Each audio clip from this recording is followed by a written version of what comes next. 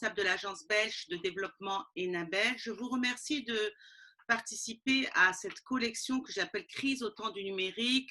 On a été dans le même webinaire le 10 avril 2020 qui a été organisé par le ministère du numérique du Burkina Faso, portant sur le thème initiative des plateformes digitales innovantes pour freiner la propagation du Covid-19 au Burkina Faso. Alors, vous êtes partenaire du Burkina Faso. Ce webinaire a été organisé par le gouvernement. Il y avait la présence de Madame Adja Fatima Ouattara, ministre du développement de l'économie numérique et des postes. Plusieurs projets numériques de lutte contre le Covid-19 ont été présentés par des startups et des partenaires. Je cite Madame la ministre qui a dit « Plus que jamais, le digital vole au secours du monde pour maintenir les liens sociaux et assurer la diffusion aussi bien de messages de sensibilisation que des connaissances scientifiques entre chercheurs et spécialistes qui sont mobilisés sur toute la planète. J'étais agréablement surprise de la proactivité de la société, en tout cas ou des startups du Burkina Faso, concernant justement leur lutte contre ou leur prévention de la pandémie du Covid-19 et leur réponse digitale. » Voilà, donc si vous avez quelque chose à ajouter dans vos présentations, je pense que vous êtes le mieux placé pour dire quelles sont vos fonctions au Burkina Faso. Ok, donc peut-être vous dire que oui, c'était très intéressant cet échange avec sous l'égide du ministère. On a vu un peu toute cette société civile au Burkina. On a la chance de pouvoir compter sur eux. Et dans cette réponse à la crise sanitaire et puis socio-économique, c'est un vrai levier. C'est-à-dire qu'on va parler digital, mais aussi cette force vive qui peut exister pour être un élément de réponse. C'est assez crucial. Donc peut-être pour revenir avec ce que fait Enabel ici, donc l'agence belge de développement.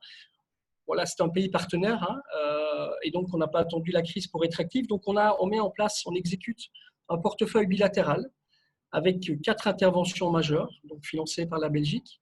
Un gros volet entrepreneuriat, ça veut dire qu'on croit à ce secteur privé, de travailler avec les bénéficiaires directs et d'essayer d'être notamment les incubateurs pour essayer d'être utile. En deux, on pense aussi qu'en termes de sécurité, voilà, vous connaissez la situation au Burkina, il faut aussi faciliter l'environnement de ce secteur privé. Et donc, on doit aussi être un acteur. Donc, on a ce qu'on appelle l'approche police de proximité pour être au plus proche de ces acteurs, mais aussi des mairies, pour essayer d'avoir, encore une fois, d'être un acteur très terrain et ne pas d'avoir que des concepts très généraux. On a aussi une approche santé, une intervention santé avec les droits sexuels et reproductifs. On pense que c'est important aussi de travailler sur un focus aussi de personnes qui peuvent être vulnérables, les jeunes filles, les femmes seules, les enfants. Et après, on a décidé, pour essayer de mettre du lien dans tout ça, d'avoir une intervention renforcement des capacités. Et c'est là que toute la digitalisation est importante parce que c'est du transversal. On veut, outre les concepts qu'on propose, c'est qu'ils puissent être diffusés partout. Donc, on s'est centralisé sur une région, la région du centre-est, pour essayer d'aller vraiment au plus près de ces populations, au plus près de ces autorités, pour avoir un effet sur 5 ans, hein, c'est la durée du portefeuille, pour avoir cet impact-là. C'est ça qui nous mène. Et encore une fois, ça s'est renforcé avec la crise, parce qu'on a besoin d'aller vite et bien sur un maximum de personnes et de populations cibles. Merci pour votre réponse. Et en termes justement, pour revenir sur l'aspect digital, concrètement, comment vous accompagnez ces startups qui développent des innovations technologiques ou numériques, puisque quelques projets ont été présentés, dont des applications, Diagnosme par exemple, qui a été développé à Wuhan par des étudiants et qui l'ont et importé dans leur pays en revenant après la pandémie en Chine. Ensuite, il y avait aussi le développement de réponses en 3D, les masques et les visières. Donc, est-ce que vous pouvez me parler de cet écosystème et la manière dont vous l'accompagnez? Ok, bon, on a la chance, comme on est encore une fois dans cette intervention entrepreneuriat, c'était un peu antérieur à cette crise, donc ça nous a donné un petit coup, voilà, et nos relations avec le ministère sont antérieures à cette crise, donc ça facilite évidemment. Donc on est déjà en relation directe avec ces incubateurs et on a pu rapidement voir avec qui on pouvait travailler et faciliter certaines choses, notamment pour l'impression de matériel. On était déjà en direct, on a pu financer à travers la validation de notre bailleur à la Belgique pour avoir une réponse rapide sur 3 mois en disant voilà, avec tel partenaire, tel incubateur, telle société peuvent faire ça. Et donc, on a pu contractualiser ça et qu'ils puissent, dans les 3 mois, pouvoir répondre déjà aux premiers besoins les plus urgents. Hein. On ne parle pas d'une réponse, on s'inscrit aussi dans le plan de réponse du ministère de la Santé, mais des intrants, du matériel très précis qui peuvent être disponibles dans les quelques semaines. C'est le cas sur une réponse 3 mois. Et donc, on a utilisé toutes nos bonnes relations avec c'est ce qu'on appelle incubateur au niveau national à Ouagadougou, mais aussi de la région du centre-est à Tenkodogo, pour aussi aller porter ces solutions, cette réponse au niveau du terrain et encore une fois de ces populations en dehors de Ouagadougou. Est-ce que vous pouvez me dire quelle est la situation donc, de la pandémie au Burkina Faso? Elle est comme partout, on l'a subie. Les chiffres sont ce qu'ils sont. Hein. Je pense que le ministère de la Santé communique quotidiennement sur les chiffres, un peu comme tous les pays s'engagent à le faire, hein, un peu centralisé avec l'OMS. Bon, il y a cette capacité de test, vous savez, comme partout. Il y a des tests, on ne sait pas s'il y en a beaucoup plus. On parle de 9 régions sur 13 touchées, on n'est pas vraiment sûr que les autres ne le sont pas. C'est encore une fois cette capacité à tester et d'isoler ces personnes. Et puis, il y a cette capacité de prise en charge aussi, qui est ce qu'elle est. Hein. Je pense que de nombreux pays à travers le monde ont cette difficulté-là. A priori, ça semble, au dire des autorités, plutôt une réponse adaptée. On verra maintenant, dans les prochaines semaines, c'est tout le défi. Cette prise en charge est importante et c'est difficile de faire des scénarios. Est-ce que ça va être négatif, positif? En tout cas, on essaie, nous, en tant que partenaires techniques et financiers, à aider les autorités sur cette prise en charge pour que toutes ces personnes touchées puissent être prises en charge et que la crise soit la mieux maîtrisée. Okay. Et au niveau de moi, mes dernières recherches ont porté sur la fracture numérique chez les jeunes au Québec. Et alors, je m'interroge la fracture numérique aussi dans Internet Society aussi, et puis l'ICANN, qui est gouvernance, donc l'organisme de gouvernance numérique internationale. On se pose la question de la fracture numérique dans des pays comme en Afrique. Alors, la fracture numérique au premier degré qui est due donc carrément à la connexion, à la connectivité. Puis la deuxième qui est au niveau de l'éducation, des compétences numériques et tout. Donc, il y en a une qui c'est plus le matériel, en fait, connexion et avoir accès au matériel. Parce que même si demain, j'ai une application et je n'ai pas de cellulaire, comment je m'arrange? Et si je n'ai pas de connexion aussi, et puis aussi savoir utiliser, donc tout le monde ne sait pas vraiment, n'a pas les compétences ou la littératie numérique adéquate, qui est partout. Hein. C'est ça. Donc ça, je veux dire, là on va un peu parler autrement que de la crise, c'est un défi, hein, c'est clairement nous dans nos objectifs, c'est d'essayer sur ces 3 provinces de la région du centre-est, c'est de proposer autant que possible justement l'accès à tout ça, autant à la connexion, évidemment pendant chaque commune, mais avoir des pôles où les gens pourraient se connecter et avoir le matériel. C'est-à-dire qu'on va travailler avec les communautés, avec les mairies, pour essayer d'avoir autant que possible des accès pour que les gens puissent, pour le côté secteur privé, mais pas que, puissent avoir justement accès à tout ça. Ça, c'est le défi. Ça prend 5 ans. On est en relation aussi étroite avec nos collègues luxembourgeois qui ont travaillé sur l'accès satellitaire hein, dans toutes ces régions. Donc ça, c'est aussi en termes de synergie, une approche européenne pour essayer de chacun puisse apporter sa réponse. Mais c'est tout l'objectif. Notamment, je vous parle concrètement de Tenkodogo. C'est d'avoir ces maisons un peu, vous savez, un peu, on pourrait parler incubateur start-up, qu'il y ait cette connectivité-là, que même ceux qui sont en dehors du secteur privé puissent avoir accès. Et encore une fois, c'est un vrai levier de développement pour nous. Hein. Quelle que soit la raison pourquoi ils veulent se connecter, c'est l'accès à l'information, l'accès à des formations. Enfin, tout ça est lié, c'est extrêmement transversal.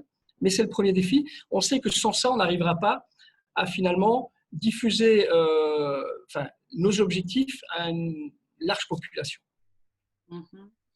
Est-ce que vous avez des exemples de programmes? Je vois que vous avez le Digital for le développement des 4D, le financement par un programme WEUBI. Est-ce que vous pouvez m'en parler? Ça, c'est des volets très concrets.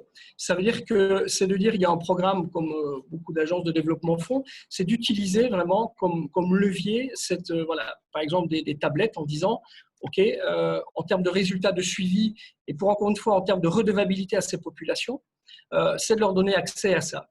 Ça veut dire que tous les bénéficiaires, toutes ces associations ont la possibilité de donner un feedback en disant, voilà, une sorte d'accompagnement, de suivi des résultats, de dire, voilà, à tout moment, ils ont cette possibilité de donner leur feedback en disant, voilà ce qui marche, ce qui ne marche pas.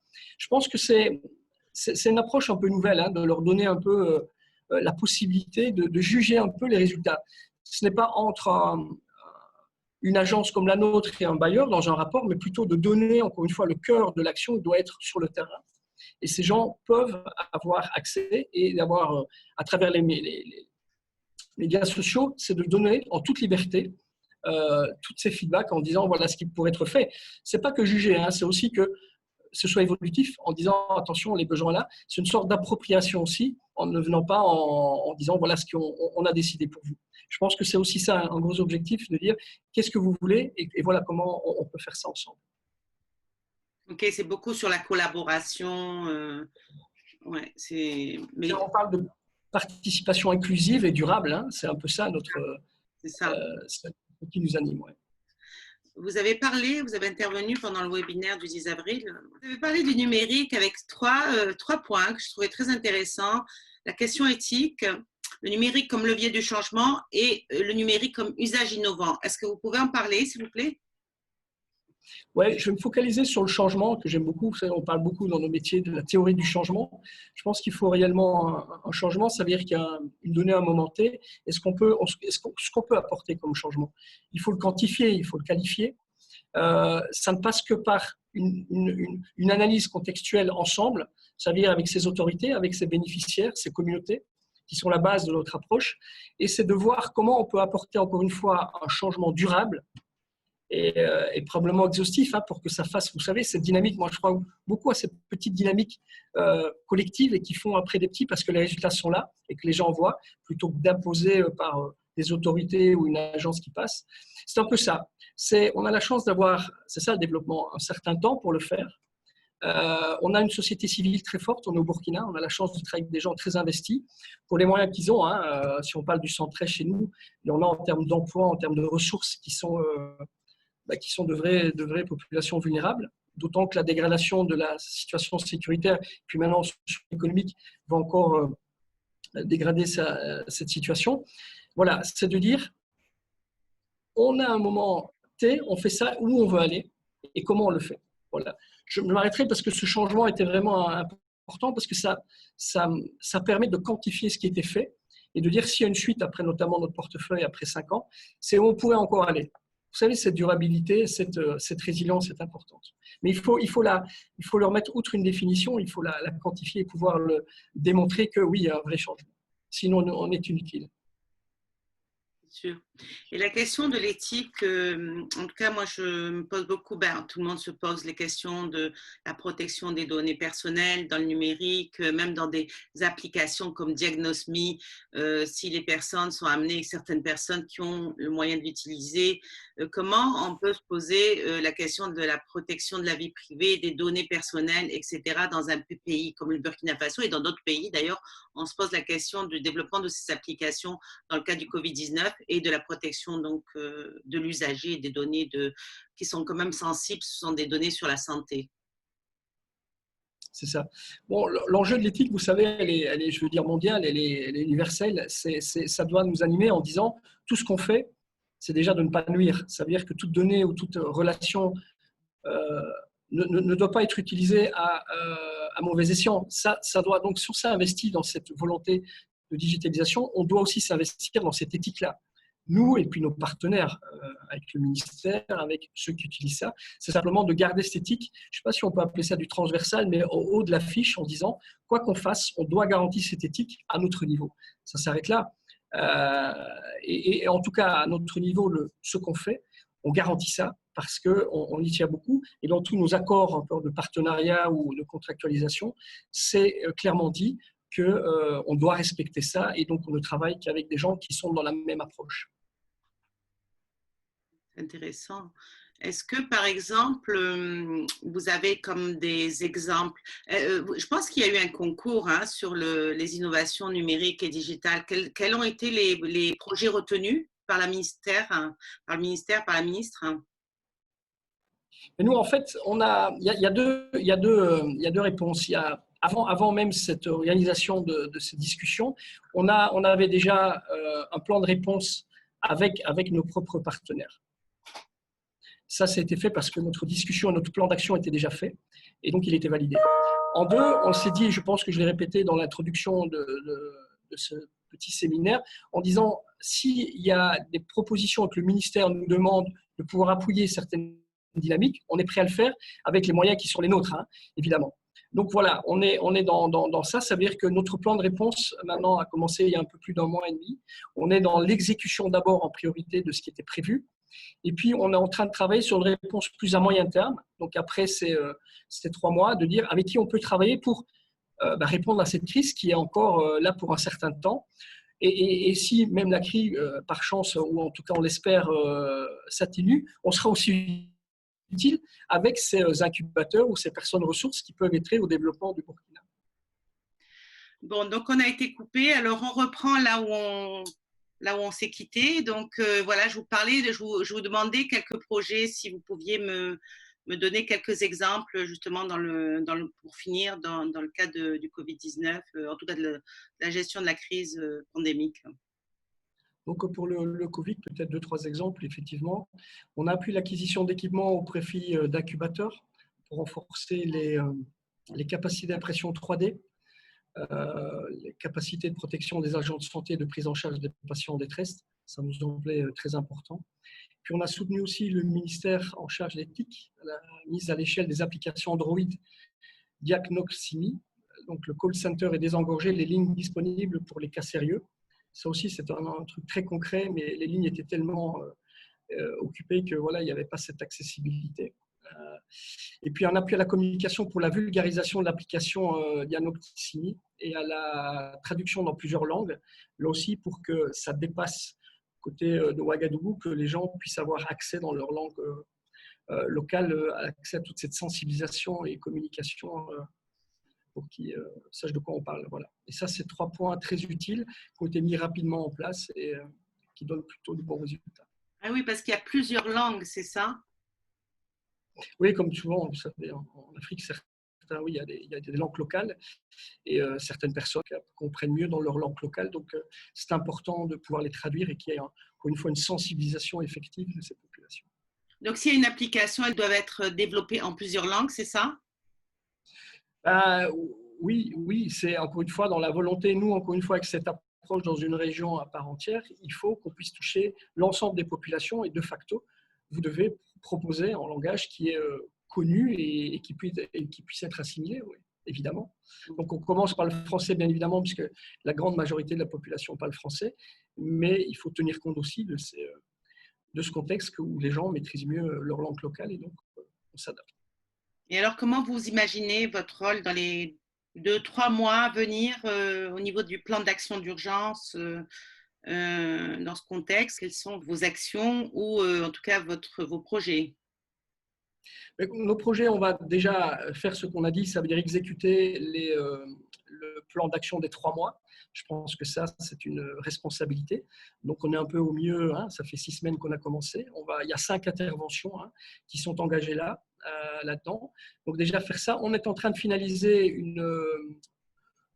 un plan de réponse plus large, ça veut dire sur du moyen terme, sur 12 mois, qui va commencer dès le mois prochain, qui sera probablement financé là aussi par la Belgique et une partie par nos collègues du Luxembourg. Donc on pense évidemment que cette crise, mais aussi, je parle de cette crise plus que encore de la réponse spécifique au Covid, parce que c'est une crise un peu qui est globale, pour avoir une capacité de réponse dans le moyen terme. Et puis en toute synergie aussi avec ce qui était déjà prévu de faire. Vous savez, je vous ai parlé tout à l'heure de de ces actions sur le socio-économique, donc une intervention sur le secteur privé, ça renforce encore une fois notre utilité. Donc, c'est de trouver cette synergie, d'aller le plus vite possible, parce que pour répondre à cette crise qui est un peu immédiate, voilà. Donc, on peut dire qu'on est engagé sur le court, moyen et long terme. Tout à fait. Vous êtes un spécialiste en tout cas de l'Afrique. Je vois dans votre curriculum Dakar, Bangui, Mali, Burkina. Est-ce qu'il y a des spécificités différentes, des enjeux différents par rapport à ces pays en Afrique au niveau justement du développement, et puis au niveau par exemple du numérique? C'est sûr que tous les contextes sont différents. Hein. Vous savez, quand on parle de l'Afrique, ça peut prêter à sourire. Il y a la force de l'Afrique, mais tous les contextes sont là. Il faut s'adapter. Il faut surtout partir d'un constat donc, des communautés, des populations. Je pense qu'elles s'approprient ça, leurs propres besoins, et de ne pas venir avec un cadre défini et qu'on impose. Je crois que c'est la première chose à ne pas faire. Et donc voilà, les communautés sont très différentes en termes d'avancer en termes de développement, un pays n'est pas l'autre. Leur accès, encore une fois, si on parle de la digitalisation, n'est pas le même. C'est de venir, encore une fois, ici, de travailler avec les autorités, hein, les services étatiques, évidemment, qui doivent être au cœur de ça pour la durabilité.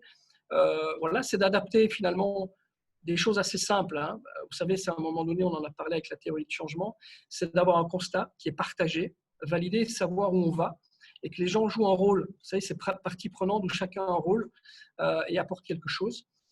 Voilà, donc moi j'ai eu de la chance d'aller dans pas mal de pays africains, d'avoir une bonne expérience en urgence et en post-urgence, et puis maintenant en développement. Je pense que voilà, l'expérience montre qu'il faut avoir l'humilité d'écouter les gens, d'être au plus près des terrains, de ne pas avoir trop de théorie, vous savez, ces plans un peu d'action qui ne sont jamais exécutés. Donc voilà, et toujours être aussi dans la redevabilité, ça veut dire toujours être là pour les gens qui en ont besoin et savoir dire ce qu'on a bien fait et pas bien fait ou pas assez. Merci beaucoup, Olivier Krins. Je ne sais pas si je prononce bien votre nom, mais en tout cas, merci pour votre témoignage, vos éclairages, parce que c'est vrai qu'à un moment donné, comme j'ai participé au webinaire, j'ai été invitée et puis à participer. J'ai trouvé ça très intéressant. Puis j'avais besoin de compléter certaines compréhensions de ce qui se passe ou ce qui se joue au niveau du digital au Burkina Faso. Merci à vous. En tout cas, c'est des sujets très intéressants, hein, où chacun doit essayer d'être utile. Et donc voilà, je vous remercie aussi pour votre disponibilité et puis en espérant avoir répondu à vos quelques questions.